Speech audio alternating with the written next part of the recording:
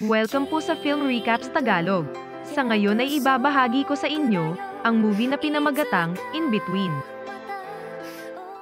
Ang palabas ay umiikot sa buhay ni Ray Shoesmith na isang hitman. Binabalanse niya ang kanyang mga kriminal na gawain sa kanyang mga obligasyon sa mga kaibigan at pamilya. Siya ay may 7 taong gulang na anak na babae na si Brittany at ang kanyang dating asawang si Jacinta. Si Ray din ang tagapag-alaga ng kanyang may sakit na kapatid na si Bruce. Sa simula ng palabas ay nakikipagpulong si Ray sa kasamahan ng kanyang amo na si Freddy. Tinanong niya si Matty kung bakit hindi siya tumaya sa pagsusugal ni Freddy. Sa una, ang lalaki ay sumusubok na magsinungaling at pumipihit sa kanyang paraan, ngunit nang si Ray ay patuloy na nagpupumilit ay inamin niya ang kanyang mga pagkakamali. Bilang resulta, tinuruan siya ni Ray ng leksyon sa pamamagitan ng pagtulak sa kanya. Nang maglaon ay nakipagkita si Ray kay Freddy sa isang nightclub upang mangolekta ng utang. Ang kanyang amo ay walang pera sa ngayon.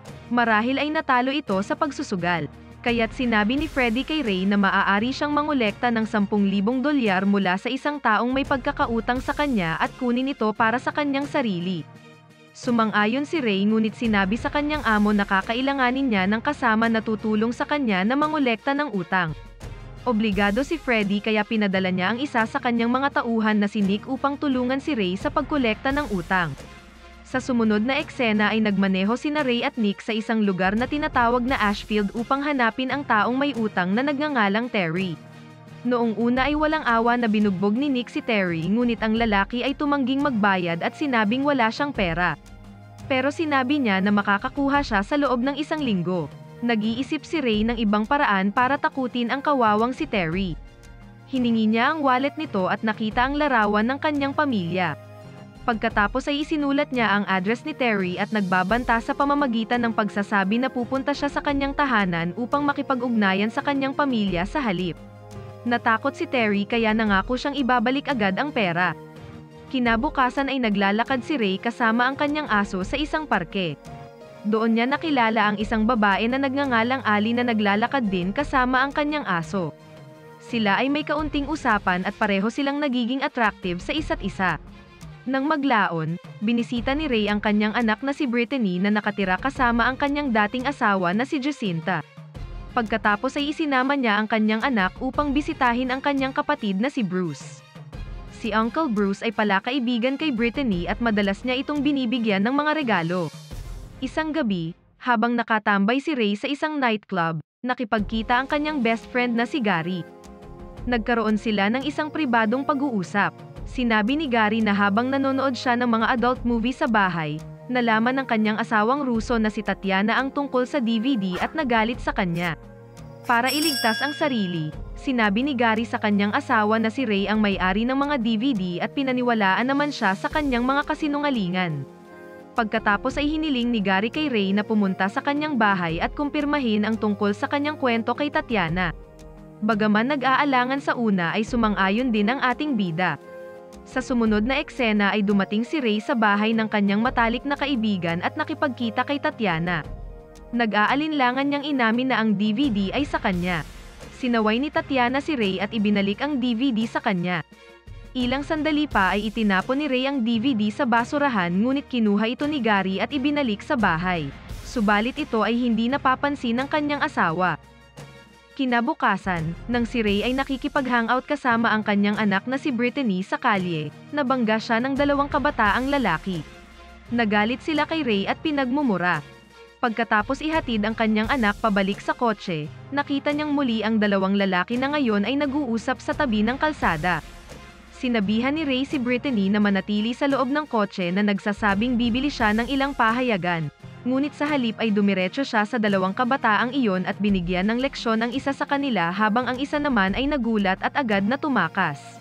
Ang pagkilos na ito ay nasaksihan ng isang babae.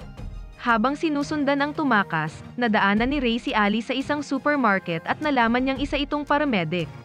Sa pagkakataong ito, sinamantala ni Ray ang pagkakataong hilingin ang kanyang numero. Sa sumunod na eksena, ang isang negosyante na si Luke Henson ay natapos na mag-jogging at bumalik sa kanyang sasakyan. Biglang sumulpot si Ray at pilit siyang pinapasok sa compartment ng kanyang sasakyan. Pagkatapos ay dinala ni Ray si Luke sa kagubatan at sinabihan siyang maghukay ng isang butas. Habang ginagawa ito ni Luke ay pinatay siya ni Ray at doon inilibing sa parehong butas na kanyang hinukay. Isang umaga, tinanong ni Brittany ang kanyang ama kung totoo si Santa Claus. Hindi maaaring magsinungaling si Ray sa kanyang anak kaya sinabi niya na si Santa Claus ay ganap na isang peke. Matapos magtanong si Brittany tungkol kay Easter Bunny at Tooth Fairy, ayaw ni Ray na mabigo ang puso ng kanyang anak. Kaya sinabi niya na ang mga unicorn ay totoo. Pagkatapos ay gumawa siya ng isang kwento tungkol sa kung kailan siya nagmaneho sa Blue Mountains at nakakita ng isang unicorn doon bago ito lumipad. Nang maglaon, dumating ang ilang pulis sa bahay ni Ray at ipinatawag siya upang makipagkita sa korte. Tungkol ito sa pambubugbog sa dalawang binata noong isang araw. Dahil dito ay inutusan siyang dumalo sa anger management therapy. Nang gabing iyon, pumunta si Ray sa nightclub ni Freddy. Ipinaalam sa kanya ni Freddy na hindi si Luke ang taong dapat nilang papatayin kaya't napakasama ng loob ni Ray sa kanyang ginawa, at galit niyang sinabi sa kanyang amo na bigyan siya ng tamang pangalan sa susunod. Sa sumunod na eksena, si Ray ay nakipag-date kay Ali. Nakilala nila ang isa't isa at nagbahagi ng kanilang mga nakaraan. Binanggit ni Ali ang kanyang bigong kasal sa edad na 21 at pagkatapos ay nagkomento si Ray na iniwasan niya ang bala. Natapos ang kanilang date sa bahay ni Ray kung saan sila ay naging intimate sa isa't isa. Nang sumunod na araw ay biglang nakatanggap si Ray ng tawag mula sa ospital at nalaman na si Gary ay kasalukuyang nasa koma. Nang dumating siya sa ospital, inaalo niya si Tatiana at tinanong ang bayaw ni Gary na si Vasily kung ano ang nangyari. Ibinunyag ng huli na ito ay isang gun deal. Ayon kay Vasily, habang sila ni Gary ay nagsasagawa ng kanilang ilegal na negosyo, may mga taong gumambala sa kanilang pagpupulong. Hinampas si Gary sa ulo at tumakbo palayo dala ang lahat ng baril. Habang pinakikinggan ni Ray ang lahat ng ito ay napapansin niya ang maraming bagay na walang katuturan. Tulad ng kung bakit hindi binugbog ng mga magnanakaw si Vasily, at kung bakit walang mga pasa ang kanyang mga kamao sa kabila ng sinasabi niya na binugbog niya ang isa sa mga magnanakaw. Nang gabing iyon ay dumating si Ray sa bahay ni Vasily at binugbog ito. Pinilit niyang sabihin ang totoo. Itinanggi ng huli ang anumang maling gawain noong una ngunit nang pinagbabantaan ni Ray na siya ay papatayin, sa wakas ay nagsalita din siya. Ibinunyag niya na siya at ang kanyang kasamahan na si Hassam ay sumuporta kay Gary ngunit hindi nila inaasahan na hahampasin ito ng isang magnanakaw. Dahil sa hindi magandang pandinig nito, ang galit na si Ray ay pinilit si Vasily na tawagan si Hassam. Pagdating ng lalaki ay agad na tinutukan ni Ray ng baril. Dahil sa takot, kinumpirma ni Hassam ang katotohanan na pinagtulungan ng mga magnanakaw na bugbugin si Gary at nagbigay din ng impormasyon tungkol sa mga magnanakaw. Pagkatapos ay sinubaybayan sila ni Ray. Pinatay niya ang dalawa sa mga magnanakaw na responsable sa pambubugbog kay Gary. Kinabukasan ay nagising si Gary mula sa kanyang pagkakoma, at nagpasalamat kay Ray sa pag-aalaga sa kanya. Nang maglaon ay muling bumisita si Ray sa bahay ng kanyang dating asawa upang gumugol ng ilang oras sa kanyang anak. Pinagalitan ni Jacinta si Ray sa pagsasabi kay Brittany na si Jesus ay hindi totoo lalo na nang siya at ang kanyang bagong asawa ay nagpasya na palakihin si Brittany bilang isang Kristiyano. Bilang tugon, sinabi ni Ray na nagsasabi lang siya ng totoo at hindi niya gustong maniwala ang kanyang anak sa mga kwento lang. Pagkatapos nito, dumalo si Ray sa sesyon ng therapy na iniutos ng korte. Ang therapy ay okay lang para sa kanya dahil ang alternatibo ay sa kulungan. Gayunpaman, ang kanyang unang pagpupulong ay hindi masyadong maganda. Ang silid ay puno ng mga tao na binubugbog ang kanilang mga asawa at mga anak na hindi tumutugma sa ugali ni Ray. Sa makatuwid, kailangan niyang magsalita dahil hindi lang isyu sa pagkamagagalitin ang mayroon siya kundi ganun din ang pagkamapusok. Nang sinabi niya na hindi siya kabilang sa silid na ito na puno ng mga taong nambubugbog ng asawa at mga anak, nag-react ang isa pang dumalo. Ito ay humantong sa sagutan at muntikang pag-aaway ngunit sila ay inawat ng therapist. Sa kasamaang palad, hindi lang ito ang issue ni Ray sa araw na ito. Ipinaalam sa kanya ng kanyang amo na si Freddy na ang mga taong nabugbog niya dahil sa pagkakoma ni Gary ay kabilang sa isang crew na pinamamahalaan ng kapatid ng kanyang manugang na si Davros. Pagkatapos ay iginiit ni Freddy na makipag-ayos si Ray kay Davros. Kinabukasan, si Vasily habang nakadroga ay pumasok sa bahay ni Gary para nakawin ang laman ng kanyang safe. Si Gary na kakauwi lang mula sa ospital ay nakapagpadala ng mensahe kay Ray na nasa labas at nagsha-shopping kasama si Ali. Pinapalipas ni Gary ang ilang oras sa pamamagitan ng pagbibigay ng ilang mga dahilan. Tulad ng hindi niya alam ang kombinasyon para sa safe. Ilang sandali pa ay dumating si Ray upang siya ay iligtas at agad na nakipag-usap kay Vasily. Ang Ruso ay bumagsak sa hagdanan. At sa sandaling ito ay naagaw ni Gary ang kanyang baril. Pagkatapos ay nagpaputok ng isang bala sa bungo ni Vasily. Kasunod nito ang pagdating ni Tatiana sa bahay na ikinagulat ng magkaibigan. Sinubukan ni Gary na putulin ang katawan ni Vasily nang sa gayon ay mas madaling itapon. Sinusubukan ni Ray na itago ang pangyayari kay Tatiana. Sa kasamaang palad para kay Gary, napag-alaman na ang bala ay tumalbog sa bungo ni Vasily at tila siya ay patay na. Ngunit sa katunayan ay nawalan lang siya ng malay. Sa sandaling tatadtarin na ni Ray si Vasily, nagising ang huli at nakiusap na huwag siyang patayin. Pagkatapos ipaliwanag ni Gary kung ano ang binalak sa kanya ni Vasily, pinalayas ito ni Tatiana sa galit. Samantala, umalis si Ray dahil wala siyang oras para harapin ang problema ng kanilang pamilya. Bagamat may gangster background si Ray, malambot ang puso niya lalo na sa anak niyang si Brittany. Madalas niyang pinupuntahan ang mga laro ng kanyang anak. Gumugugol ng oras sa kanya at dinadala ito sa bahay ng kanyang kapatid. Ipinakilala din niya sa bago niyang girlfriend na si Ali. Kinagabihan ay nakipagkita si Ray kay Davros, ang kamag-anak ni Freddy na isang crime boss. Siya ang amo ng mga taong binugbog niya kanina. Gayunpaman, ang pagpupulong ay hindi naging maayos, si Ray ay naroroon lamang para mapagbigyan ang kahilingan ng kanyang boss na si Freddy. Sa pagsisimula ng pagpupulong, tumanggi si Davros na makipagkamay kay Ray at halos itinuring na siya ay patay na. Pagkatapos ng lahat, ang pinakanais ni Ray ay ang paggalang. Sa galit, nagpadala si Davros ng 3 tao para siya ay subaybayan. Sa sumunod na eksena ay lumabas sina Ray at Ali para mamili sa isang kalapit na supermarket.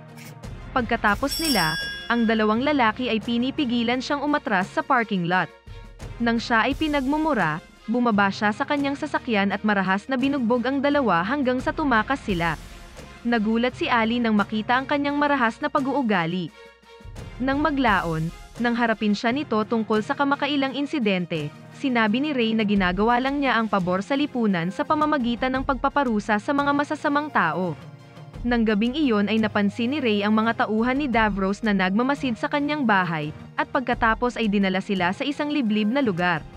Pagdating niya sa isang luma at abandonadong pabrika, bumaba siya sa sasakyan at inihanda ang sarili na may suot na bulletproof vest at isang submachine gun na regalo sa kanya ni Gary kamakailan. Nang dumating ang mga tauhan ni Davros, pinaputukan niya at walang awang pinatay silang lahat. Pagkatapos ng kanyang trabaho ay bumalik siya kay Ali at naamoy ang pulbura sa kanya ngunit hindi ito matukoy. Kinabukasan, plano ni Ray at Gary na pagnakawan ang isang drug dealer. Nais nilang sumama sa kanila si Nick dahil siya ang magmamaneho ng kanilang sasakyan. Binanggit ni Nick na kasama siya sa plano bago siya nagdahilan na pumunta sa banyo.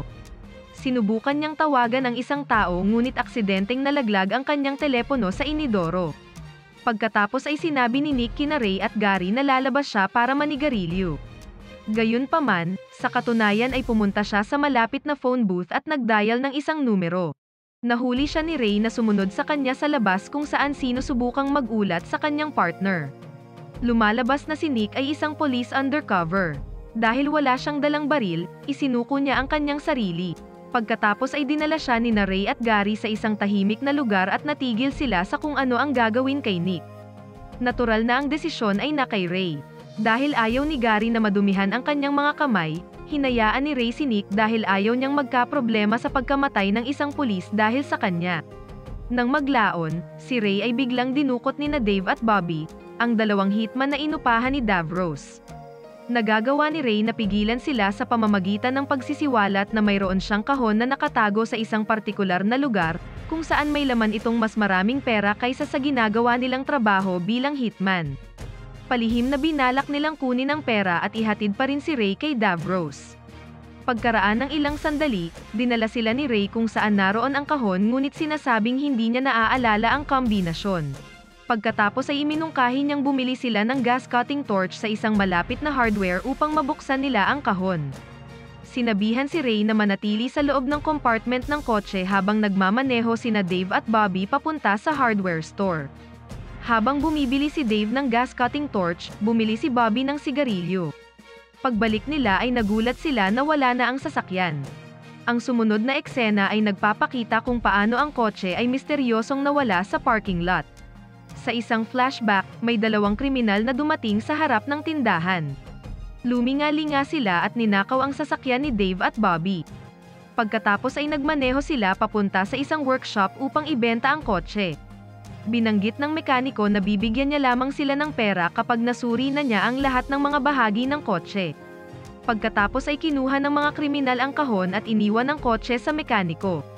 Ilang sandali pa ay narinig ng mekaniko ang ingay na nagmumula sa kotse habang si Ray ay humahampas mula sa loob para humingi ng tulong. Dahil ayaw ng mekaniko na magkaroon ng gulo, dinala niya ang kotse sa isang kagubatan at iniwan ito. Pagkatapos ng maraming pagtatangka, sa wakas ay nakatakas si Ray mula sa compartment at sumakay sa kotse. Nagmaneho siya at pumasok sa isang restaurant kung saan nakita niya ang dalawang kriminal kasama ang kanyang kahon. Pagkatapos ay sinundan niya ang mga ito at kinuha ang kahon ngunit natagpuan siya ni Dave at Bobby. Sinabi ni Dave na ang plano ay magpapatuloy, kaya dinala si Ray sa kakahuyan upang salubungin si Davros na naghihintay sa kanila. Pagkatapos nito ay sinabihan si Ray na maghukay ng isang libingan sa malapit. Pagkatapos ay inabot ni Davros kay Dave ang kanyang bayad ngunit nadulas ang dila ni Bobby at sinabing hawak nila ang kahon ni Ray. Nagalit si Davros at hinihiling na bigyan din siya ng bahagi ng pera mula sa kahon. Nang binuksan ni Bobby ang kahon gamit ang gas torch, bigla itong sumabog at tumilapon ang lahat. Dahil si Ray ay bahagyang naguhukay ng libingan gaya ng sinabi, siya ang hindi gaanong nasugatan mula sa pagsabog na nagbibigay sa kanya ng sapat na oras upang patayin sina Davros at Bobby. Gayunpaman, hinayaan niyang mabuhay si Dave bilang paggalang. Pagkatapos ay lumabas na sina Ray at Dave ay nagmula sa parehong background. Gusto lang ni Dave ang pera para sa kanyang pamilya at sa kanyang naghihintay na asawa na malapit ng ipanganak ang isang sanggol na lalaki. Sinabi ni Dave na utang na loob niya ito kay Ray bago umalis. Sa huling eksena, si Ray ay nakatanggap ng tawag mula kay Ali at ipinaalam sa kanya na mahuhuli siya para makipagkita sa kanya ngayong gabi dahil sa mga obligasyon sa trabaho. At dito na nagtatapos ang palabas. Kung nagustuhan nyo ang palabas ay mag-like at mag-subscribe para ma-notify kayo sa mga bago nating upload. Maraming salamat!